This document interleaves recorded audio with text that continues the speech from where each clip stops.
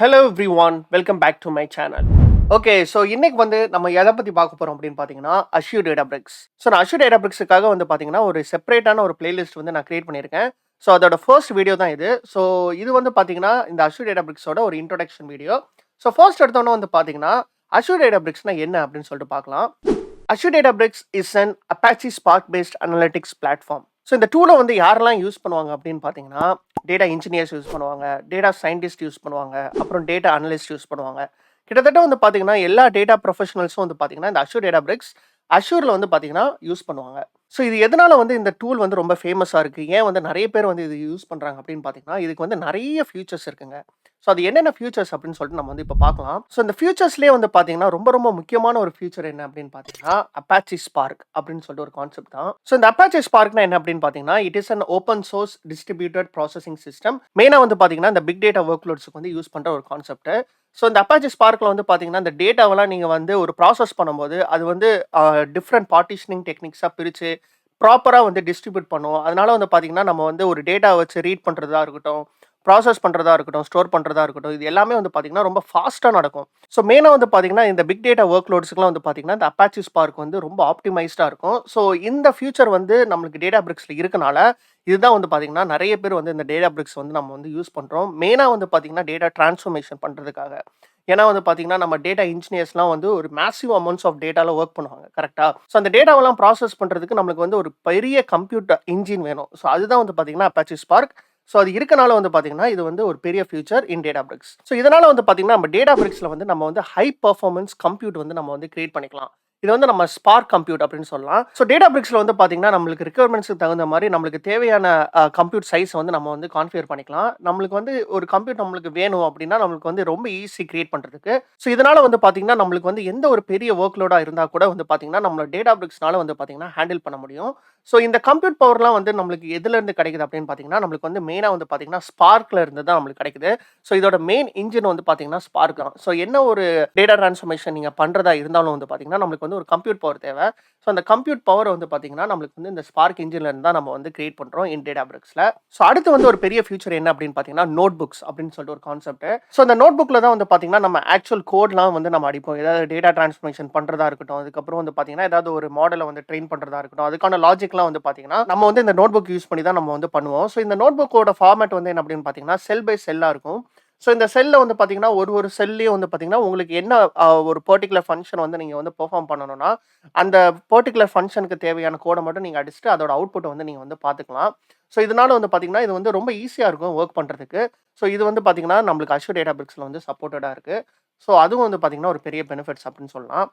So அதுக்கப்புறம் பார்த்தீங்கன்னா நம்ம ஈஸியாக ஒரு ப்ரோக்ராமிங் லாங்குவேஜ்லேருந்து இன்னொரு ப்ரோக்ராமிங் லாங்குவேஜுக்கு பார்த்தீங்கன்னா நம்ம ஸ்விட்ச் பண்ண முடியும் நம்ம நோட் புக்ஸில் ஒர்க் பண்ணும்போது. ஸோ நீங்கள் ஒரு நோட் புக் கிரியேட் பண்ணும்போது அதில் இருக்கிற செல்ஸ்லாம் பார்த்தீங்கன்னா நம்ம டிஃபால்ட்டாக பைத்தான் கோட் அடிக்கிற மாதிரி இருக்கும். ஸோ இன்கேஸ் பார்த்தீங்கன்னா நீங்கள் ஒரு வேற ஒரு ப்ரோக்ராமிங் லாங்குவேஜ் நீங்கள் யூஸ் பண்ணணும் அப்படின்னு பார்த்தீங்கன்னா அதில் நீங்கள் ஈஸியாக ஸ்விட்ச் பண்ணிக்கலாம். ஸோ அதோட கான்செப்ட் என்ன அப்படின்னு பார்த்தீங்கன்னா மேஜிக் கமெண்ட்ஸ் அப்படின்னு சொல்லிட்டு சொல்லுவாங்க. ஸோ இன்கேஸ் நீங்கள் சீக்வலில் நீங்கள் ஸ்ட்ராங் அப்படின்னா நீங்கள் ஜஸ்ட் பர்சன்டேஜ் சீக்வல் அப்படின்னு சொல்லிட்டு நீங்கள் டைப் பண்ணீங்க அப்படின்னா நீங்கள் நார்மலாக பார்த்தீங்கன்னா நீங்கள் சீக்வல் கோடை நீங்கள் ஆக்சுவலாக நீங்கள் பெர்ஃபார்ம் பண்ணலாம். ஸோ இது பார்த்தீங்கன்னா ஒரு பெரிய பெனிஃபிட்ஸ் ஆஃப் யூசிங் Databricks அப்படின்னு சொல்லலாம். ஸோ இதில் என்னென்ன ப்ரோக்ராமிங் லாங்குவேஜஸ்லாம் சப்போர்ட்டட் அப்படின்னு பார்த்தீங்கன்னா இதில் சீக்வல் சப்போர்ட்டட், பைத்தான் சப்போர்ட்டட், அப்புறம் ஸ்காலா சப்போர்ட்டட், அப்புறம் ஆர் சப்போர்ட்டட். ஸோ இந்த 4 ப்ரோக்ராமிங் லாங்குவேஜஸும் பார்த்தீங்கன்னா ஒரே நோட் புக்கில் நீங்கள் யூஸ் பண்ணிக்கலாம். ஸோ இது எல்லாமே பார்த்தீங்கன்னா Apache Sparkோட ஒரு பெரிய future in Azure Databricks.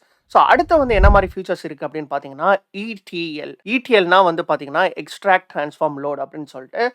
So although பார்த்தீங்கன்னா நம்ம Azure Databricksஸை நம்ம ஸ்பெசிஃபிக்காக மெயினாக நிறைய பேர் யூஸ் பண்ணுறது டேட்டா டிரான்ஸ்ஃபர்மேஷனுக்கு தான் யூஸ் பண்ணுவாங்க. இருந்தாலுமே பார்த்தீங்கன்னா இந்த Azure Databricksனால பார்த்தீங்கன்னா கம்ப்ளீட் ETL ப்ராசஸுமே பண்ண முடியும். ஸோ எப்படி அப்படின்னு பார்த்தீங்கன்னா எக்ஸ்ட்ராக்ஷன் நம்ம ஸ்பார்க் கனெக்டர் யூஸ் பண்ணி பார்த்தீங்கன்னா நம்ம டேட்டாவை சோர்ஸ்ல இருந்து நம்ம டெஸ்டினேஷனுக்கு பார்த்தீங்கன்னா நம்ம எக்ஸ்ட்ராக்ட் பண்ண முடியும். அதாவது டேட்டாவை ஒரு இடத்துல இருந்து இன்னொரு இடத்துக்கு பார்த்தீங்கன்னா நம்ம இன்ஜெஸ்ட் பண்ண முடியும். ஸோ இந்த ஸ்பார்க் கனெக்டர் பார்த்தீங்கன்னா நிறைய டேட்டா சோர்ஸோட சப்போர்ட்டடாக இருக்குது. ஃபார் எக்ஸாம்பிள் பார்த்தீங்கன்னா SQL சர்வரா இருக்கட்டும், Azure SQL டேட்டாபேஸா இருக்கட்டும், அப்புறம் MongoDBயா இருக்கட்டும், இதுக்கெல்லாம் வந்து பார்த்தீங்கன்னா, Apache Spark கனெக்டர்ஸ் வந்து டிஃபால்ட்டா இருக்கு. ஸோ, இதுக்காக வந்து பார்த்தீங்கன்னா, நம்ம வந்து ஒரு Azure டேட்டா ஃபேக்டரியோ, இல்லன்னா வந்து பார்த்தீங்கன்னா, வேற ஏதாவது வந்து ஒரு இன்ஜெக்ஷன் ப்ராசஸ யூஸ் பண்ணி நீங்க வந்து டேட்டாவ வந்து இன்ஜெஸ்ட் பண்றதுக்கு பதிலா, டைரக்ட்டா வந்து பார்த்தீங்கன்னா, நீங்க Azure Databricksஓட Apache Spark connectors use பண்ணியே வந்து பார்த்தீங்கன்னா, டேட்டாவ வந்து நீங்க வந்து சோர்ஸ்ல இருந்து டெஸ்டினேஷனுக்கு வந்து நீங்க வந்து மூவ் பண்ணிக்கலாம். ஸோ, இதனால வந்து பார்த்தீங்கன்னா, நீங்க Azure Databricksஸ யூஸ் பண்ணியே வந்து பார்த்தீங்கன்னா, நீங்க வந்து எக்ஸ்ட்ராக்ஷன் வந்து பண்ண முடியும். அதுக்கப்புறம் வந்து பார்த்தீங்கன்னா, நம்ம டிரான்ஸ்ஃபார்மேஷன். ஸோ டிரான்ஸ்ஃபார்மேஷனுக்கு நம்ம சொல்லவே தேவையில்ல. நம்மளுக்கு வந்து Apache Spark இருக்கு. ஸோ நோட் புக்ஸ் இருக்கு. அதுக்கப்புறம் வந்து நம்ம கோட்லாம் அடிச்சு வந்து பார்த்தீங்கன்னா, டேட்டா வந்து ஈஸியா வந்து நம்மளால டிரான்ஸ்ஃபார்மேஷன் பண்ண முடியும். அதுக்கப்புறம் வந்து பார்த்தீங்கன்னா, லோடிங். ஸோ லோடிங்லயும் வந்து பார்த்தீங்கன்னா, நம்ம வந்து Azure Databricksஸ யூஸ் பண்ணி நம்ம வந்து டேட்டாவ வந்து டேட்டாபேஸ்ல லோட் பண்ண முடியும். Using hive meta store. So டேட்டாபிரிக்ஸ்ல வந்து பார்த்தீங்கன்னா, நம்மளுக்கு வந்து ஹைவ் மெட்டா ஸ்டோர்ன்னு ஒரு கான்செப்ட் இருக்கு. அதுக்கப்புறம் வந்து பார்த்தீங்கன்னா, புதுசா வந்து SQL டேட்டா வேர்ஹவுஸ்லாம் வந்திருக்கு. ஸோ பேசிக்கா வந்து என்ன அப்படின்னு பார்த்தீங்கன்னா, நீங்க வந்து Azure Databricksஸ யூஸ் பண்ணியும் வந்து பார்த்தீங்கன்னா, நம்மளால வந்து ஒரு டேட்டாபேஸ்லாம் வந்து கிரியேட் பண்ண முடியும் Databricksல. ஸோ டேட்டாபேஸ் கிரியேட் பண்ணிட்டு நீங்க வந்து டேபிள்ஸ் கிரியேட் பண்ணிக்கலாம். இந்த மாரிலாம் வந்து நீங்க வந்து டிரான்ஸ்ஃபார்ம் பண்ண டேட்டாவ நீங்க வந்து ஒரு லோடும் நீங்க வந்து பண்ணிக்கலாம். ஸோ இதனால வந்து பார்த்தீங்கன்னா, Azure Databricksனால நீங்க கம்ப்ளீட்டா வந்து ETL ப்ராசஸே நீங்க வந்து பண்ணலாம். மோர் தேன் டூயிங் ETL ப்ராசஸ், Azure Databricksனால வந்து பார்த்தீங்கன்னா, ஆர்கஸ்ட்ரேஷனும் பண்ண முடியும். Azure Databricksல வந்து வொர்க் ஃப்ளோஸ் அப்படின்னு சொல்லிட்டு ஒரு ஆப்ஷன் இருக்கு. ஸோ இதுல வந்து பார்த்தீங்கன்னா, நம்ம கிரியேட் பண்ற நோட் புக்ஸ்லாம் வந்து பார்த்தீங்கன்னா, ஒரு ஜாப் மாரி நம்மளால வந்து கிரியேட் பண்ண முடியும். ஸோ ஜாப்னா என்னது? நம்மளுக்கு வந்து ரெகுலரா வந்து இந்த நோட் புக் வந்து ஒரு நாளைக்கு ஒரு வாட்டி ரன் ஆகணும் அப்படின்னு சொல்லிட்டு நம்ம வந்து ஷெட்யூல் பண்ணலாம். இந்த மாரி நெறைய ட்ரிகர்ஸ் யூஸ் பண்ணி. ஸோ இந்த மாரிலாம் நம்ம வந்து ஒரு ஒரு ஒரு ப்ராசஸ வந்து எந்தெந்த டைம்ல வந்து எப்பப்ப ரன் பண்ணணும் அப்படின்னு சொல்லிட்டு, கம்ப்ளீட்டா வந்து நம்ம வந்து ஆர்கஸ்ட்ரேஷன் பண்றதும் வந்து பார்த்தீங்கன்னா, நம்ம வந்து Databricks யூஸ் பண்ணி நம்மளால பண்ண முடியும். ஸோ இந்த மாரி கம்ப்ளீட் ETL ப்ராசஸ் பண்றதாலயும் அண்ட் ஆர்கஸ்ட்ரேஷன் பண்றனாலயும் வந்து பார்த்தீங்கன்னா, Azure Databricks வந்து பார்த்தீங்கன்னா, most commonly used tools for data engineers அப்படின்னு சொல்லிட்டு சொல்லலாம். ஸோ இது போக வந்து என்ன மாரி ஃபியூச்சர்ஸ் இருக்கு அப்படின்னு பார்த்தீங்கன்னா, data science and machine learning. So இந்த Databricks யூஸ் பண்ணியே வந்து நம்மளால வந்து பார்த்தீங்கன்னா, மெஷின் லேர்னிங் மாடல வந்து ட்ரெயின் பண்ண முடியும். அப்புறம் ட்ரெயின் பண்ண மாடல வந்து பார்த்தீங்கன்னா, டெப்ளாய் பண்ண முடியும். அதாவது வந்து பார்த்தீங்கன்னா, மாடல வந்து சர்வ் பண்ண முடியும் அப்படின்னு சொல்லிட்டு. ஸோ இந்த Azure Databricks வச்சு நம்ம கம்ப்ளீட்டா வந்து பார்த்தீங்கன்னா, நம்ம மெஷின் லேர்னிங் திங்ஸ் வந்து நம்ம நெறைய விஷயங்கள் வந்து பண்ணலாம். திங்ஸ் லைக் என்ன மாரி அப்படின்னு பார்த்தீங்கன்னா, ஒரு ஆட்டோ எம்எல் எக்ஸ்பெரிமென்ட்ட வந்து நீங்க வந்து கிரியேட் பண்ண முடியும். அதாவது வந்து பார்த்தீங்கன்னா, மாடல் வந்து ட்ரெயின் பண்ண முடியும். அது வந்து ஒரு கிளாசிஃபிகேஷன் மாடலா, இல்ல வந்து பார்த்தீங்கன்னா, ரெக்ரெஷன் மாடலா. ஸோ அதுக்கப்புறம் வந்து பார்த்தீங்கன்னா, நம்மளோட ஸ்பார்க் கிளஸ்டர்ஸும் வந்து பார்த்தீங்கன்னா, மெஷின் லேர்னிங்க்கு தகுந்த மாரி வந்து பார்த்தீங்கன்னா, நெறைய ஸ்பார்க் கிளஸ்டர்ஸ் இருக்கு. ஸோ வந்து பார்த்தீங்கன்னா, நம்மளுக்கு தெரியும் ஒரு மெஷின் லேர்னிங் மாடல ட்ரெயின் பண்றதுக்கு வந்து பார்த்தீங்கன்னா, நம்மளுக்கு வந்து நெறைய GPUஸ்லாம் தேவைப்படும். ஸோ அந்த மாரி GPUஸ் ஹை எண்ட் GPUஸ்லாம் இருக்கிற மாரி வந்து பார்த்தீங்கன்னா, நம்ம வந்து ஸ்பார்க் கிளஸ்டர்ஸ் வந்து கிரியேட் பண்றதுக்கு வந்து பார்த்தீங்கன்னா, நம்ம Azure Databricks யூஸ் பண்ணி பண்ணிக்கலாம். ஸோ இந்த மாரி வந்து பார்த்தீங்கன்னா, மெஷின் லேர்னிங்க்கும் நெறைய விஷயம் வந்து இது வந்து சப்போர்ட்டடா இருக்கு. ஸோ நீங்க வந்து மாடல்லாம் ட்ரெயின் பண்ணதுக்கப்புறம் வந்து பார்த்தீங்கன்னா, நீங்க வந்து மாடல டெப்ளாய் பண்ணணும்னா, நீங்க வந்து சர்விங் ஆப்ஷன் யூஸ் பண்ணி நீங்க வந்து அந்த மாடல வந்து நீங்க வந்து டெப்ளாய் பண்ணிக்கலாம். ஸோ ஒன்ஸ் வந்து நீங்க மாடல்லாம் டெப்ளாய் பண்ணிட்டீங்க அப்படின்னா, நம்ம வந்து இந்த மாடல் டெப்ளாய் பண்ண எண்ட் பாயிண்ட்ட யூஸ் பண்ணி ஏதாவது ஒரு ப்ரெடிக்ஷன் வேணும்னா, நம்ம வந்து அந்த எண்ட் பாயிண்ட்ட யூஸ் பண்ணி நம்ம வந்து ப்ரெடிக்ஷன் பண்ணிக்கலாம். ஸோ எப்படி வந்து ஒரு டேட்டா இன்ஜினியர்ஸ்க்கு Azure Databricks வந்து ஒரு பாப்புலர் டூலோ, அதே மாரி வந்து பார்த்தீங்கன்னா, டேட்டா சயின்டிஸ்ட்டுக்கும் வந்து பார்த்தீங்கன்னா, Azure Databricks வந்து ஒரு பாப்புலர் டூல் தான். ஏன்னா வந்து நெறைய விஷயங்கள் வந்து நம்ம வந்து மெஷின் லேர்னிங் சம்மந்தமா வந்து நம்ம Databricks யூஸ் பண்ணி நம்ம வந்து பண்ணிக்கலாம். ஸோ அதுக்கப்புறம் வந்து பார்த்தீங்கன்னா, நம்மளுக்கு வந்து என்ன மாரி ஃபீச்சர்ஸ் இருக்குன்னு பார்த்தீங்கன்னா, ஸ்ட்ரீமிங்.